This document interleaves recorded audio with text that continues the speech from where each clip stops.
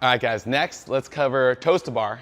And I run through the same kipping progression that we use for the kipping pull-up. So we'll start with that. And you can go hollow, Superman, holds lying on the ground and alternating between those two positions and say, all right, now we're gonna adapt it to hanging from the rig.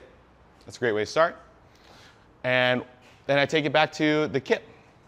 So, all right, you're gonna hop up on the ring or hop up on the rig.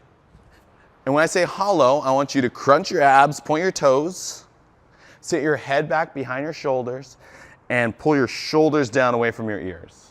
When I say Superman, you're gonna pull your head and chest through. Hollow, you're gonna sit your head back.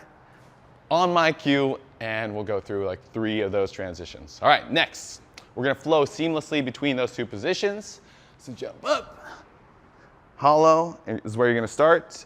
And I want you to give me 5 kip swings where you go head chest through, back, and if you've got this nice counterbalance going, then you should be able to stop and be still. You're not swaying on the bar. Okay, I see myself swaying a little bit, but not much. And I want to see that controlled counterbalance, that when you stop, you are mostly still, if not perfectly still, and then drop down. All right, give me 5 reps, ready, and go. Next, we're going to amplify that kip. And what I really want to happen here as you put more power into this kip is that your hips actually rise up toward the bar.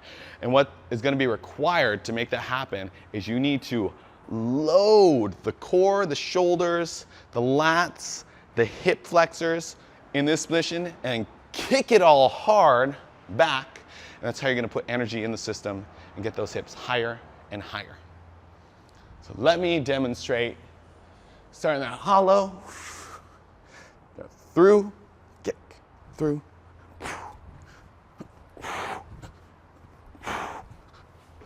All right, and there we go. That is the amplified kip.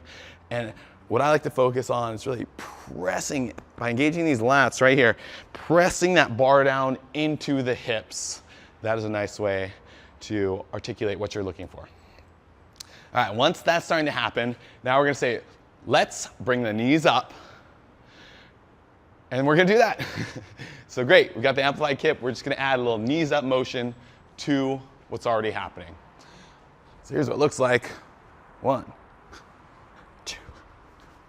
All right, you can have people do 5 of those and tell them, this is the one I wanna stay away from. You're coming from the hip flexors and the knees going up like this. All right, the toes to bar, it's supposed to be an abdominal movement. So I want that crunch, and what really demonstrates that you're using your abdomen instead of your hip flexors is when those hips rise up. So I want to see the hips rise up, and then you bring your knees to your chest, and then you lower back down. So you can emphasize that. All right, let's do 5 more. Ready and go, where you're driving those hips up, or you're thinking press that bar down into your hips. So this looks something like that. You can see my head is shifting back as my hips are coming up, so I'm getting that reclined position. That's a good indication that people are engaging those abdomens. Yes. All right, lastly, once you're reclined back, it should only require just an extension of those legs and see if you can kick the bar. All right, give me your best shot. And if your feet aren't contacting the bar, that's okay. Give me more high knees or hanging knee raises where you're trying to get your knees close to armpit level if you're not making contact with the bar. All right, give me 5 more. Just see where you're at. Ready and go.